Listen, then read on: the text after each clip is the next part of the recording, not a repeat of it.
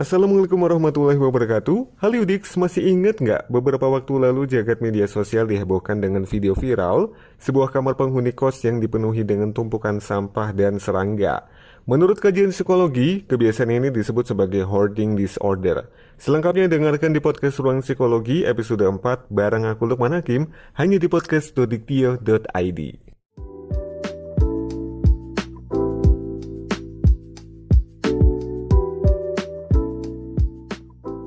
Ngomong-ngomong soal hoarding disorder nih, Yudix, kebetulan ini kan suatu istilah yang memang sangat asing ya. Kalau kita tanya ke orang-orang terdekat, entah itu keluarga atau mungkin orang-orang di sekitar kita seperti teman gitu ya. Karena banyak orang yang berpikir bahwa kalau kita lihat nih, kebiasaan ini memang sedikit aneh gitu ya. Atau mungkin sedikit, pokoknya nggak lumrah lah, nggak umum gitu loh kalau orang-orang lihat gitu ya. Karena kenyataannya ya hoarding disorder itu benar gitu ya. Ada faktanya dan juga ada penyebab serta gejala-gejala yang bisa kita lihat kalau ada seseorang mengidap hoarding disorder. Tapi kita ketahui dulu nih definisi dari hoarding disorder. Jadi dikutip dari diktio.id, menurut American Psychiatric Association dalam Putra dan Kurniawan di tahun 2018, hoarding disorder merupakan gangguan psikopatologis yang terjadi pada seorang individu di mana orang tersebut memiliki kesulitan untuk membuang benda-benda yang ia miliki meskipun benda itu sudah tidak dapat digunakan atau tidak memiliki nilai guna dan mengoleksi benda-benda tersebut. Jadi di sini dapat kita pahami ya Yudix, kalau hoarding disorder itu adalah suatu gangguan psikopatologis ya, atau gangguan kejiwaan yang dimana kalau kita lihat nih orang yang mengidap hoarding disorder atau sebutannya adalah hoarder, dia itu cenderung untuk menyimpan barang-barang ya, dan pokoknya dia itu selain itu juga menimbun barang-barang tersebut sampai penuh seruangannya. Nah terus nih dari sumber yang sama yaitu American Psychiatric Association dalam Putra dan Kurniawan di tahun 2018, ternyata hoarding disorder ini ada kaitannya, ada relasinya dengan obsessive compulsive disorder atau OCD ya. Terus juga ada kaitannya juga dengan demensia, depresi, psikosis, dan juga beberapa kaitannya dalam dunia psikologi gitu. Dan memang kalau kita lihat nih ya, hampir gejala-gejala yang kita lihat sebenarnya gitu ya di lingkungan sekitar ini juga bisa mengindikasikan bahwa seseorang tersebut, entah itu teman atau bahkan lingkungan satu keluarga kita itu bisa terkena hoarding disorder. Apa aja gejalanya? Jadi gejala-gejala yang bisa dilihat nih ya. Yang pertama adalah kesulitan untuk membuang barang yang sebenarnya nggak perlu kita butuh gitu ya. Dan ini memang kenyataan ya, ada gitu ya. Entah itu orang yang memang kalau misalnya kita suruh untuk membuang barang karena barang itu cuma kayak kemasan barang gitulah ya, ini dia itu ngerasa sayang kalau dibuang gitu ya. Jadi memang ada kesulitan untuk membuang barang yang sebenarnya kalau kita lihat itu kan nggak berguna lagi ya, atau bahkan kayak cuma bungkusan atau kemasan barang gitu ya yang harusnya udah langsung dibuang aja. Kemudian gejala yang kedua adalah merasa gelisah saat akan membuang barang. Dan ini terjadi kalau kita punya teman atau kita pernah menegur seseorang yang mengidap hoarding disorder nih, yang memang pada saat itu kita suruh untuk membuang barang gitu ya. Mungkin Yudix pernah nanya gitu sama salah satu hoarder kayak, itu barangnya dibuang dong, atau mungkin waduh banyak banget nih tumpukan barangnya gitu ya. Pasti ada beberapa kata yang terlontar di situ, dan ini juga bisa membuat mereka itu gelisah karena ya memang disuruh buang barang yang harusnya nggak dipakai, tapi bagi mereka barang tersebut itu sangat sayang untuk dibuang, dan pastinya mereka juga merasa barang ini pasti ada nilai gunanya gitu ya, entah itu mungkin dibuat apa gitu. Padahal faktanya nih banyak dari sebagian hoarder yang memang kenyataannya itu barangnya menumpuk gitu ya, hingga bahkan itu ada yang dinamakan sampai menutupi seisi ruangan gitu ya. Kemudian gejala yang ketiga adalah memiliki kecurigaan jika ada orang lain itu telah menyentuh barang-barangnya. Wah, kalau kita lihat nih gejala yang ketiga ini memang sudah akut banget gitu ya. ada suatu hoarder yang memang dia itu ngerasa curiga, ngerasa pokoknya diawasin banget gitu ya. Kalau ada satu orang atau bahkan dari lingkungan terdekatnya pun itu menyentuh barang-barangnya gitu ya. Jadi dia itu merasa curiga dan juga merasa gelisah.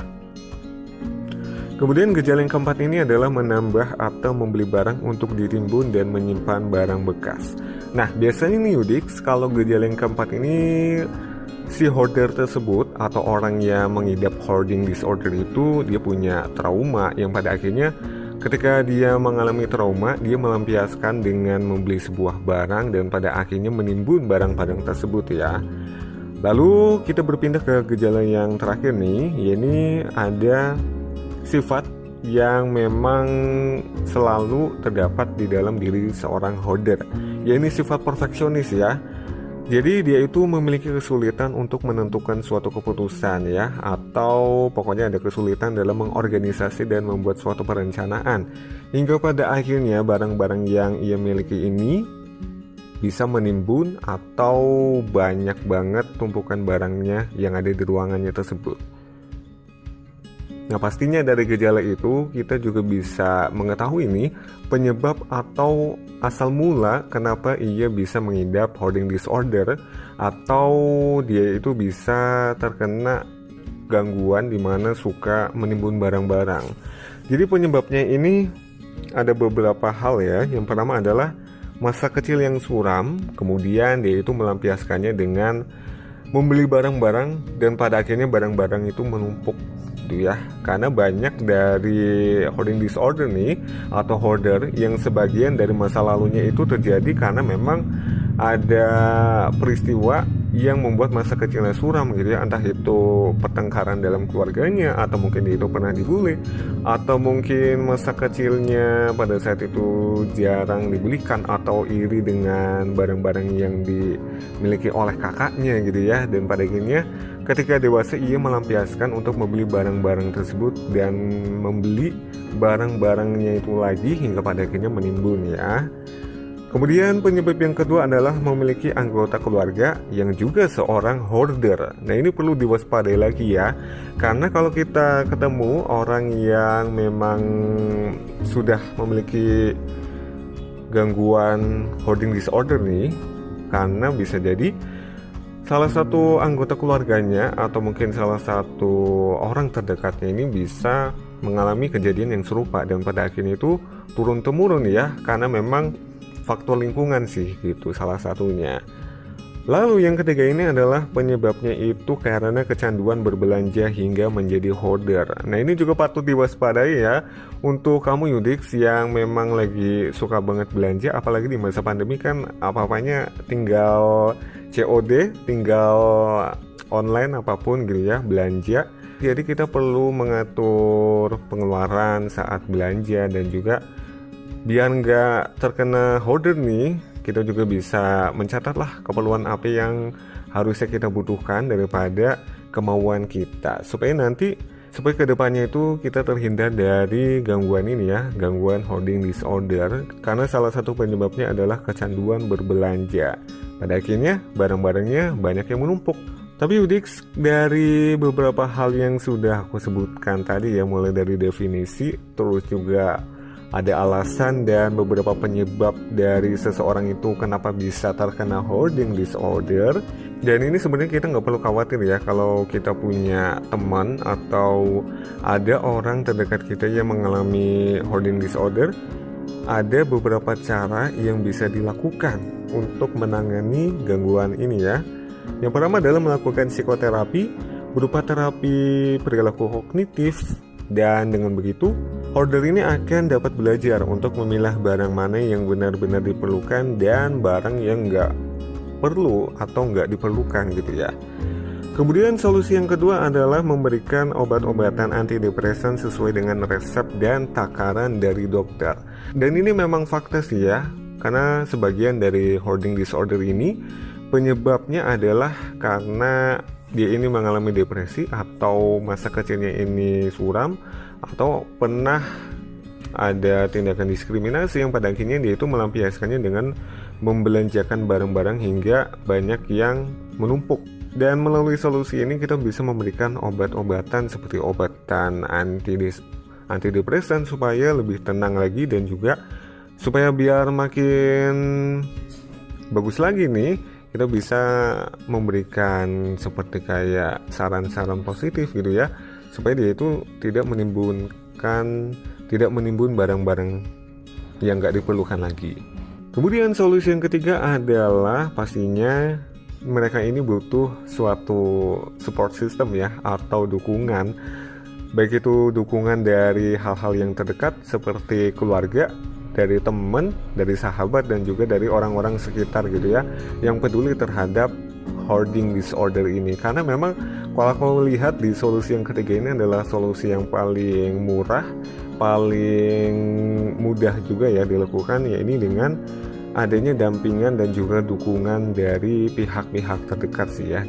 Untuk itu Yudix, dari sini kita udah tahu ya, dan juga kita sudah sadar bahwa seseorang dengan gangguan hoarding disorder atau hoarder ini kejiwaannya nggak bisa kita anggap sepele dan juga nggak bisa kita anggap enteng. Karena kalau kita sudah memberikan penanganan yang tepat terhadap orang yang mengidap hoarding disorder, ini pastinya dia itu bisa sembuh dari gangguan ini, atau paling tidak dia itu bisa meminimalisir untuk berbuat atau menimbulkan barang-barangnya lagi ya.